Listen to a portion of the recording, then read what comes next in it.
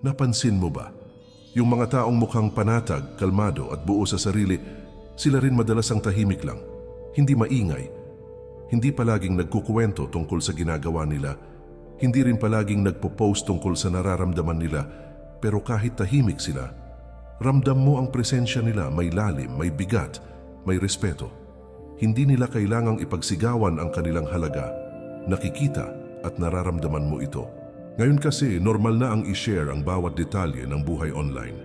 Lahat gusto ng atensyon, lahat may opinyon, lahat may update, pero may karunungan sa pananahimik at may kapangyarihan sa mga taong marunong manahimik. Hindi lahat ng alam mo, kailangan mong sabihin. Hindi lahat ng nararamdaman mo, kailangan mong ilabas. At lalong hindi lahat ng nangyayari sa'yo, kailangan mong i-post. Sabi ng mga Stoic, ang tunay na lakas hindi maingay, tahimik pero matatag, kalma pero buo. Minsan, mas malakas pa ang pananahimik kaysa sa mahabang paliwanag. Dahil ang katahimikan, hindi kahinaan. Ito'y tanda ng disiplina, karunungan at respeto sa sarili. Hindi ito tungkol sa pagtatago ng totoo, kundi tungkol sa pili at tamang panahon. Alam mo kung kailan magsalita. At mas mahalaga, alam mo kung kailan manahimik. Kapag pinipili mong huwag agad magbahagi, pinoprotektahan mo ang sarili mo. Pinapangalagaan mo ang kapayapaan ng isipan, ang katahimikan ng puso, at ang dignidad mo bilang tao. Hindi mo hinahayaan ang opinyon ng iba, ang magdikta ng damdamin mo. Sa video na to, pag-uusapan natin ang 8 bagay na mas mabuting hindi mo basta-basta ibinabahagi, mga aral mula sa Stoic philosophy na makakatulong sa iyo para mapanatili ang respeto sa sarili at ang tahimik pero matibay na inner peace. Kung gusto mo ng ganitong klaseng karunungan, tapusin mo ang video at mag-comment ng insights mo sa dulo. Tara, simulan na natin. Number 1, pera. Ang yaman na hindi kailangang ipag-ingay. Tahimik ang tunay na mayaman. Hindi niya kailangang ipakita o ipagsigawan ang tagumpay niya. Sabi nga ni Epictetus, ang totoong kayamanan ay hindi nasusukat sa dami ng ari-arian, kundi sa kakayahang makontento. Hindi mo kailangang maging milyonaryo para masabing matagumpay ka. Ang sukatan ay kung marunong kang magpasalamat sa kung anong meron ka ngayon at kung paano mo ito pinapahalagahan. Pero aminin natin, usapang pera. Isa yan sa pinakasensitibong paksa lalo na habang tumatanda ka. May mga panahon na umaapaw ang biyaya, pero may mga sandali rin na tila kapos ang daloy. Normal yan sa buhay. Kaya ang payo ng mga Stoic, gawing pribado ang usapang pera. Bakit? Dahil kapag nalaman ng ibang tao ang laman ng bulsa mo, malaki man o maliit, nagbabago ang pakikitungo nila sa iyo. Kapag alam nilang may kaya ka, biglang may lalapit, uutang, hihingi ng pabor. Minsan pati kabaitan mo nagiging obligasyon. At kapag hindi mo sila napagbigyan, ikaw pa ang lalabas na masama.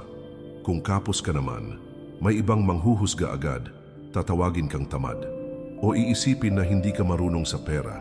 Kahit wala silang alam sa tunay mong pinagdaanan, ang hirap, di ba? Pero sabi ng mga Stoic, ang tunay na kahirapan ay hindi kawalan ng pera, kundi kawalan ng kakontentuhan. Ang tunay na yaman, hindi mo makikita sa bank account. Makikita mo sa ugali ng tao, kung paano siya makitungo sa kapwa, kung paano siya magdesisyon sa gitna ng kakulangan, at kung paano niya pinapangalagaan ang dangal niya kahit may pera o wala. Kapag pinili mong gawing tahimik ang tungkol sa finances mo, mas payapa ang isipan mo. Wala kang kailangang patunayan, walang inaasahan sa'yo, at higit sa lahat, nabubuhay ka ayon sa prinsipyo mo, hindi sa paningin ng iba. Tandaan mo, ang may tunay na yaman hindi maingay. Hindi kailangan ng flex, hindi kailangan ng aplos. Ang kailangan lang katahimikan, kahinhinan at kasimplehan. Kaya kung may ipon ka o nagsisimula ka palang muli, wala kang kailangang ipaliwanag. Hindi mo kailangang sabihing, ito lang ang meron ako. Basta marunong kang maghawak ng salapi, hindi maluho, at marunong ka ring tumulong kung kaya mo. Iyon ang yaman na hindi kayang sukatin ng numero. Hindi lahat ng bagay dapat i-share. Hindi lahat ng kwento kailangan i-post. Hindi lahat ng tagumpay kailangan i-anunsyo. Ang kayamanang tahimik ay yaman din. Yung wala kang kaaway, wala kang kainggitan, at ang bawat araw ay ginugugol mo sa kapayapaan. Sa ganitong paraan, doon mo tunay na mararamdaman na ikaw ay talagang mayaman sa puso, sa isip at sa pananaw. Number 2, edad. Higit pa sa isang numero, kapag narinig natin ang salitang edad, madalas simple lang ang dating. Isang numero, isang impormasyon. Pero kung iisipin mong mabuti, mas malalim ang ibig sabihin nito. Sabi ni Marcus Aurelius, ang kamatayan ay laging nasa tabi natin. Hindi natin alam kung kailan ito darating. Kaya habang narito pa tayo, gamitin natin ang katotohanan iyon bilang gabay kung paano tayo magsalita, kumilos at mag-isip kapag may bagong kakilala. Karaniwan ang tanong, ilang taon ka na? Parang simpleng usapan lang. Pero minsan, dito na nagsisimula ang paglalagay ng label. Mula sa numerong iyon, may bigla ang inaasahan o paghuhusga. Lampas 50, agad iniisip ng ilan, mahina na, laos na, tapos na wala pa mang ginagawa, parang hinuhusgahan na ang kapasidad mo. Ito ang tinatawag na ageism. Isang tahimik pero mapanirang uri ng panghuhusga. Hindi lahat ay intentional, pero ramdam mo kapag nangyayari. May mga payong ibinibigay kahit hindi mo hinihingi. May mga agam-agam tungkol sa kaya mong gawin. At minsan, kahit kaya mo pa, parang pinagdududahan ka, pero sa paningin ng mga Stoic, ang tunay na halaga ng isang tao, hindi nasusukat sa taon ng kanyang buhay, kundi sa lalim ng kanyang pamumuhay. Sabi ni Seneca, madalas nating sinasabing maikli ang buhay, pero tayo rin ang paulit-ulit na nagpapaksaya ng oras. Ang isyu ay hindi gaano kahaba ang buhay mo, kundi kung gaano ka kahusay mabuhay habang narito ka. Kaya kung minsan pinipili mong huwag banggitin ang edad mo, hindi dahil sa pag-iwas, kundi dahil alam mong may mga taong nakatingin lang sa numero at hindi sa pagkatao mo. At gusto mong makilala ka, hindi bilang isang taon ng kapanganakan, kundi bilang isang taong may malawak na karanasan, may kabutihang loob at may karunungang hindi matutumbasan ng edad. Hindi natin hawak kung hanggang kailan tayo mabubuhay, pero nasa atin ang desisyong paano natin gugugulin ang bawat araw. Araw-araw may pagkakataon kang magmahal, matuto, magpatawad at mag-iwan ng mabuting bakas sa mundo. Kaya sa susunod na may magtanong, ilang taon ka na? Ngumiti ka lang dahil alam mong ang edad, isang maliit na bahagi lang yan ng kabuuan mo. At ang tunay na sukatan ng buhay, hindi kung ilang taon ka na, kundi kung paano ka naging buhay sa panahong meron ka. At ang pagpiling manahimik minsan ay hindi pagtatago, kundi pagpapakita ng katalinuhan. Pinipili mong panatilihin ang respeto sa sarili at ang kapayapaan ng iyong isipan. Number 3, sexualidad. Ang intimacy ay sagrado, hindi pampublikong paandar. Sabi ni Marcus Aurelius, ang uri ng iniisip mo, siya ring uri ng buhay na tinatahak mo. At sa usaping pag-ibig, lalo na ang pagiging malapit, pisikal man o emosyonal, ang klaseng iniisip natin tungkol dito ay siyang humuhubog sa kung paano natin ito pinapahalagahan. Pero sa panahon ngayon, ang mga bagay na dapat pribado ay madalas ipinapaskil na parang pa-contest kung gaano ka-sweet, kung kailan kayo nag-away, kung sino ang may mali. Ang intimacy, isang salita na nangangahulugang pagiging malapit ng loob. Pagtitiwala, paghubad ng sarili sa harap ng taong minamahal, ay naging simpleng kwento na lang sa group chat, caption sa post o chismis sa inuman. Ayon sa mga Stoic, ang tunay na kalaliman ng relasyon ay hindi sinisigaw. Ito'y isang uri ng katahimikan na may bigat, isang sagradong ugnayan na hindi para sa mata ng publiko. Kapag ibinunyag mo ang bawat detalye ng relasyon mo, lalo na ang mga alitan, tampuhan, selosan, para mong binuksan ang pinto ng puso mo sa mga taong walang intensyong ayusin ito, kundi panghimasukan lang. Bawat payo, bawat reaksyon, madalas hindi para sa ikabubuti ninyo, kundi para lang may masabi sila. At dahil dito, unti-unting nabubura ang tiwala. Nauudlot ang pag-uusap na sanay kayong dalawa lang ang kailangang magdaanan. Hindi mo kailangan ng validation sa comment section.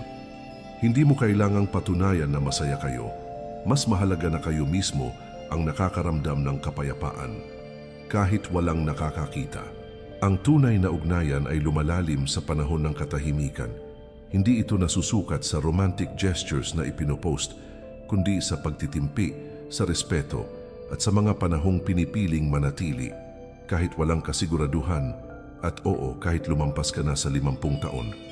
May lugar pa rin ang paglalambingan, ang yakap na mahigpit, ang halik na totoo. Dahil ang intimacy ay hindi tungkol sa edad, ito'y tungkol sa lalim ng damdamin at sa tibay ng samahan sa kabila ng mga pinagdaanan. Sabi nga ni Seneca, lasapin mo ang kasalukuyang saya nang hindi sinisira ang kaligayahan ng kinabukasan. Kung ipagpipilitan mong ibahagi ang lahat ng masaya sa publiko, baka kapag may unos, hindi mo na maramdaman ang katahimikan na kailangan mo. Kaya kung mahalaga sa iyo ang taong minamahal mo, panatilihin mo ang relasyon ninyong dalawa sa ligtas na espasyo. Isang espasyong tahimik pero totoo.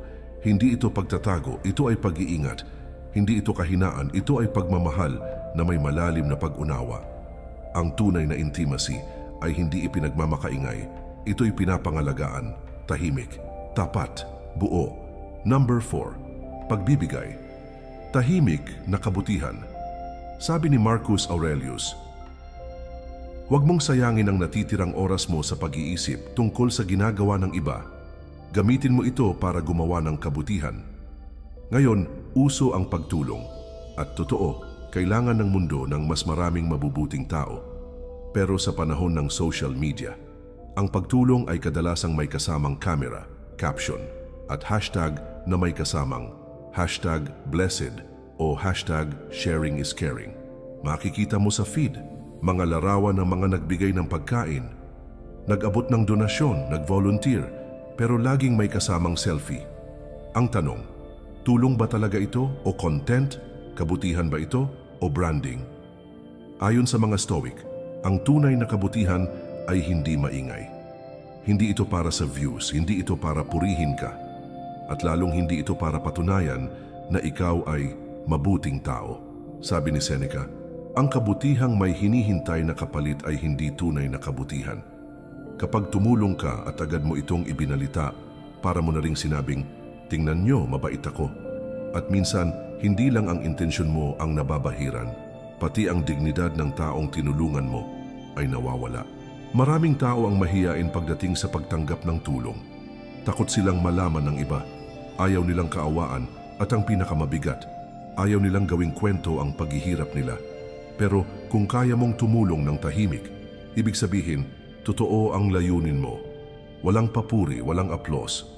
Pero may respeto, may malasakit, may dignidad. Minsan, ang pinakamagandang tulong ay yung hindi mo binilang, hindi mo kinuwento, at hindi mo nilagyan ng caption. Hindi mo kailangang sabihing mabuti kang tao. Hayaan mong ang kilos mo ang magsalita, at kung hindi man ito mapansin, ay ayos lang. Dahil ang kabutihang galing sa puso ay hindi naghahanap ng pansin kapag tumulong ka sa kapwa ng buong puso at tahimik. Para mo na ring binigyan ang sarili mo ng kapayapaan na hindi kayang ibigay ng likes. Sa tahimik na kabutihan, nandoon ang tunay na dangal, nandoon ang purong puso na walang bahid ng yabang. Kaya sa susunod na may pagkakataon kang tumulong, bago ka maglabas ng phone para magpicture, bago mo ito ikwento sa iba, tanungin mo ang sarili mo, tumutulong ba ako dahil may pangangailangan sila o dahil gusto ko ng papuri? Kung para talaga sa kanila, tahimik mong ibigay, walang kamera, walang kwento, walang pagyayabang, isang kamay na nag-aabot at isang puso na marunong magmahal ng walang kondisyon. Number 5, mga lihim ng pamilya. Tahimik na pagmamahal, tahimik na proteksyon. Sabi ni Marcus Aurelius, maging maawain ka sa iba pero maging mahigpit ka sa sarili mo. At saan nga ba natin unang natutunan ang pagmamahal, sakripisyo at pag-unawa? Hindi ba sa loob ng tahanan? Ang pamilya ang una nating paaralan. Dito tayo unang natutong makinig, magparaya at umunawa. Pero kahit gaano kalalim ang pagmamahal, hindi pa rin maiiwasan ang alitan, tampuhan o hindi pagkakaintindihan. Tao lang tayong lahat. Walang perpektong pamilya, pero ito ang tanong. Kapag may hindi pagkakaunawaan, Dapat ba agad itong ikwento sa iba? Dapat bang i-post o isumbong sa kaibigan? Ang sagot, hindi palaging oo. Dahil sa sandaling ilabas mo ang problema ng pamilya mo sa labas, isang bagay ang siguradong mawawala, ang proteksyon ng tahanan. Ang isang simpleng tampo kapag pinakialaman ng iba ay pwedeng maging malalim na sugat. Minsan ang akala mong tumutulong, lalo lang nagtutulak sa hidwaan. May mga payong hindi naman naaayon, may mga komento na mas nakakapinsala kaysa nakakatulong. Layuan mo na lang sila. Ganyan talaga kapatid mo, walang kwenta. At sa halip na lumamig ang ulo, mas lalo pang umiinit ang galit. Kaya ang turo ng mga Stoic, panatilihin ang mga suliranin ng pamilya sa loob muna ng tahanan. Hindi ito pagtatakip sa mali, kundi pagbibigay daan sa katahimikan. Ang espasyong kailangan para pag-isipan, pagnilayan at ayusin. Nang walang ingay, walang panghihimasok. Ang pananahimik ay hindi kahinaan. Ito ay disiplina. Ito ay pagpapakita ng respeto sa pagkakabuo ng pamilya. Tulad ng isang bahay, kapag may bitak sa pader o tagas sa bubong, hindi mo agad isinisigaw sa buong barangay. Inaayos mo ito sa loob, tahimik, kasama ang mga taong may malasakit. Dahil sa labas, hindi lahat ay interesado sa pagkakasundo. May mga taong gustong makisali, pero hindi para tumulong, kundi para manood, manghusga, o makisawsaw. Ngayon kasi normal na ang oversharing. Kwento dito, post doon, and para bang validation ang hanap, hindi solusyon. Pero kung totoo ang malasakit mo sa pamilya mo, pipiliin mong manahimik muna, hindi dahil pinipigil mo ang damdamin mo, kundi dahil inuuna mo ang kabuuan, hindi ang bugso ng emosyon. Ang tiwala sa loob ng pamilya ay kayamanang mahirap buuin, pero madaling masira kapag ipinagkalat sa iba ang bawat pagkukulang. Kaya sa gitna ng problema, maging matatag, maging mapagpigil, maging mapanuri kung kanino ka magsasabi. Kung kailangan mo talagang magsabi, at higit sa lahat, alagaan mo ang tahanan mo dahil sa oras ng tunay na pangangailangan. Hindi ang mga nakikinig sa kwento mo ang tutulong sa iyo. Ang pamilya mo pa rin ang uunahin kang buhatin. Sabi ng mga Stoic, may mga bagay na mas mainam manatili sa katahimikan at sa usaping pamilya. Ang pananahimik ay isa sa pinakamatapat na anyo ng pagmamahal. Number 6, kalusugan. Hindi ka tinatawag ng sakit mo, sabi ni Seneca. Minsan, sapat ng katapangan ang magising at mamuhay muli sa araw na ito. Lalong totoo yan kapag dumarating na ang edad, kasama ng mga pagbabago sa katawan, pananakit dito, pagbagal doon, at ang unti-unting pag-a-adjust sa mga dating kayang-kaya. May mga araw na kailangan mong uminom ng gamot, magpa-check up, umiwas sa paborito mong pagkain, at tanggapin na may mga bagay na hindi na tulad ng dati. Pero tandaan mo, hindi ikaw ang sakit mo. Hindi mo kailangang hayaan na ang iniinda mo ang maging sentro ng pagkatao mo. Dahil kapag palagi mo itong inuulit sa bawat kausap, sa bawat usapan, unti-unti rin itong binabasag ang imahe mo, hindi lang sa mata ng iba, kundi sa sarili mong paningin. Kapag narinig ng tao ang karamdaman mo, may maawa, may manghusga, may magsabi ng kung ano-anong solusyon na hindi mo naman hinihingi, at sa huli, napupuno ka ng ingay, na sa halip na makatulong, lalo ka pang pinapabigat. Ang mas malala pa, baka ikaw na mismo ang maniwala na ikaw ay mahina, kulang at limitado. Pero hindi, ang katawan mo ay parte lang ng pagkatao mo, hindi ang kabuuan mo. May puso ka na marunong magmahal. May isip kang puno ng karanasan at karunungan, at may kaluluwa kang pinanday ng lahat ng pinagdaanan mo. Mas mahalaga yon kaysa sa anumang resulta ng laboratory test. Hindi masama ang magsalita tungkol sa kalagayan mo, pero piliin mo kung kanino at kailan, dahil hindi lahat ay makikinig para umunawa. May makikinig lang para mangialam o manghusga, at ang ganitong klasing ingay madalas ay lason sa pag-asa. Kaya't kung pipiliin mong manahimik, hindi ito kahinaan. Ito ay uri ng karunungan at dignidad. Isang uri ng tapang na hindi kailangang ipagsigawan. Kung may kailangan kang tulong, humingi ka, pero doon sa mga taong tunay na makikinig, yung hindi ka titingnan bilang pasanin, kundi bilang taong may pinagdadaanan pero hindi sumusuko. At sa bawat araw na bumabangon ka pa rin, kahit may kirot sa katawan, kahit may limitasyon sa galaw, pero malinaw ang isip mo, buo ang loob mo, at may pag-asa ka pa rin. Doon mo makikita ang tunay na lakas. Hindi ikaw ang sakit mo, ikaw ay higit pa riyan. At sa bawat tahimik mong laban, doon ka nagiging inspirasyon. Hindi dahil sa iniinda mo, kundi dahil pinipili mong magpatuloy. Number 7. Mga insulto o panlalait. Bitawan mo na, sabi ni Epictetus, ikaw ang may kontrol sa isip mo, hindi sa mga bagay na nangyayari sa paligid mo. At sa sandaling maunawaan mo yan, doon mo mararamdaman ang tunay na lakas. Sa buhay, hindi maiiwasan ang masasakit na salita. May mga taong maninira sa iyo kahit wala kang ginagawang masama. May manlalait, may maninira, may magpaparinig, at may magsasabi ng kung ano-anong bagay na kayang sirain ang araw mo. O mas masahol pa, sirain ang pananaw mo sa sarili mo.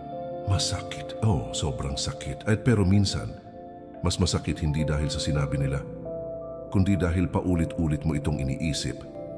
Bawat salita, inuukit mo sa loob mo. Binabalikan mo bago matulog, pagkagising, habang naglalakad mag-isa. At sa bawat pagbalik ng alaala, parang inuulit nila ang pananakit.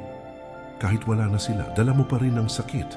Pero ang sabi ng Stoic philosophy, hindi mo kontrolado ang sinasabi ng ibang tao, pero kontrolado mo kung paano mo ito tatanggapin. Ikaw ang may desisyon kung magagalit ka, magtatampo ka, aaway ka, o pipiliin mong manahimik at magpatuloy.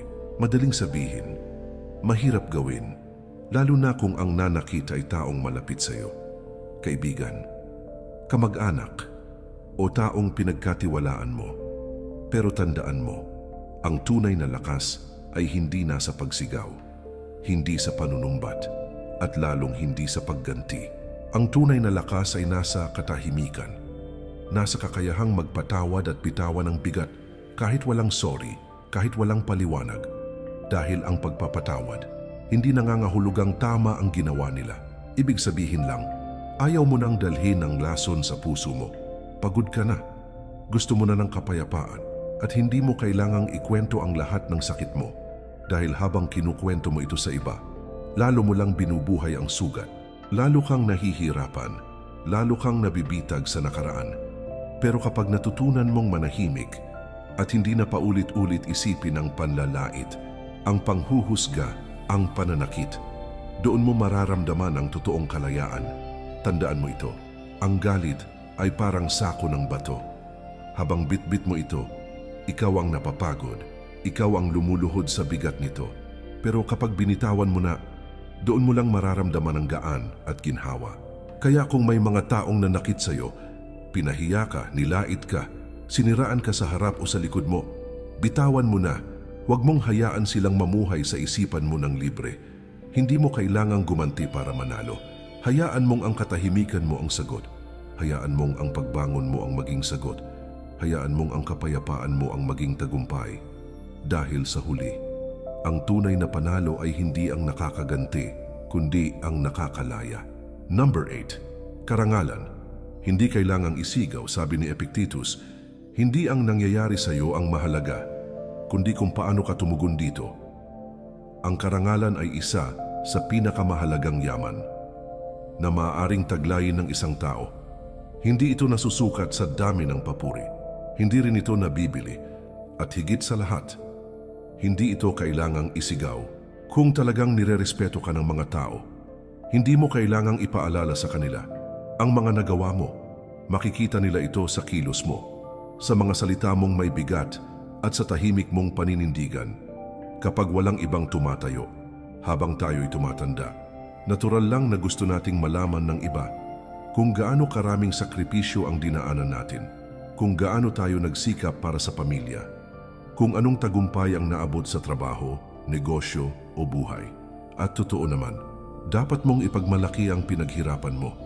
Pero sabi ng mga Stoic, mas malalim ang karangalan kapag tahimik mo itong dala, dahil kapag masyado mong ipinagyayabang ang sarili mo, minsan ang dating sa iba ay hindi inspirasyon, kundi pagyayabang. At sa bawat yabang may kaakibat na inggit, panghuhusga at pagdududa. Kaya imbes na hangaan ka, minsan binabatikos ka pa. hindi dahil wala kang nagawa, kundi dahil masyado mong ipinilit na makita nila ito. Pero ang tunay na karangalan, hindi kailangang ipilit. Dumarating ito ng kusa. Kapag naninindigan ka sa tama, kahit walang nakakakita, kapag marunong kang magpakumbaba, kahit maraming rason para magyabang, doon ka mas nire-respeto. Sabi nga ng mga Stoic, ang tunay na kapayapaan ay hindi galing sa palakpak ng iba, kundi sa tahimik na kumpiyansa na alam mong tama ang ginagawa mo. At kapag alam mong may dangal kang taglay, hindi mo na kailangan ng kumpirmasyon. Hindi mo kailangang i-post ang bawat tagumpay, ikwento ang bawat award, o ipakita ang bawat medalya. Ang problema kasi sa palaging pagyayabang ay para kang nilulunod sa sarili mong imahe, para bang hindi ka na pwedeng magkamali. Dahil baka masira ang perpektong kwento mo. Pero sa totoo lang, ang tunay na karangalan ay hindi perpekto. Mas lalo itong tumitibay kapag marunong kang tumanggap ng pagkukulang, humingi ng tawad at bumangon muli dahil ang dangal ay hindi lang nasa taas. Nasa paraan din ng pag-akyat muli kapag nadapa ka. Kaya kung talagang gusto mong igalang ka, huwag mong i-post ang sarili mong kabutihan. Hayaan mong ang kilos mo ang magsalita. Dahil minsan, isang tahimik na pagtulong, isang desisyong manatili sa prinsipyo mo, o isang simpleng pasensya na, ang mas mabigat kaysa sa kahit anong papuri. Sa huli, ang pinakamarangal na tao ay hindi ang pinakamalakas ang boses, kundi yung tahimik na gumagawa ng tama. Araw-araw, kahit walang nakakakita, ang karangalan ay hindi dekorasyong isinusuot, ito ay ugali na isinasabuhay. At kapag dala mo ito ng buong puso, hindi mo kailangang ipagsigawan. Mararamdaman ito ng mundo kahit hindi mo sabihin. Tahimik na lakas. Ang paalala ng Stoic philosophy.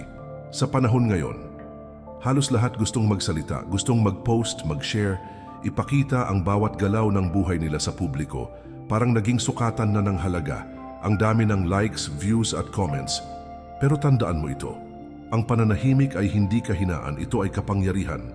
Kapangyarihang piliin kung kailan ka magsasalita.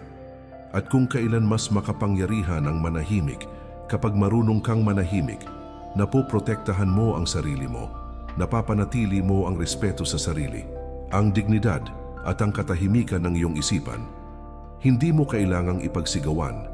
Lahat ng alam mo, lahat ng nararamdaman mo, lahat ng nagawa mo, dahil minsan, ang mga bagay na tahimik lang, yun ang may pinakamatinding bigat. Yun ang may tunay na lalim. Yun ang may dangal.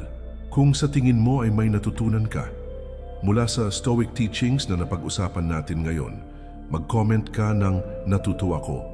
At kung meron kang ibang pananaw o hindi ka sang-ayon sa ilang punto, mag-comment ka lang at babasahin ko ito. Bukas ang isip namin sa iba't ibang pananaw. Gusto pa rin naming marinig ang iniisip mo. At syempre, huwag mong kalimutang i-like, i-share at mag-subscribe para sa mas marami pang aral na makakatulong sa araw-araw mong buhay. Mula sa karunungan ng mga Stoic, bago tayo magtapos, isang simpleng paalala. Ang tunay na lakas ay hindi maingay. Ito'y tahimik na paninindigan na nanggagaling sa loob. Salamat sa panonood. Manatiling kalmado, manatiling matalino, at patuloy na mabuhay. Nang may katahimikan, may dangal, at may karunungan. Kita-kits sa susunod na video.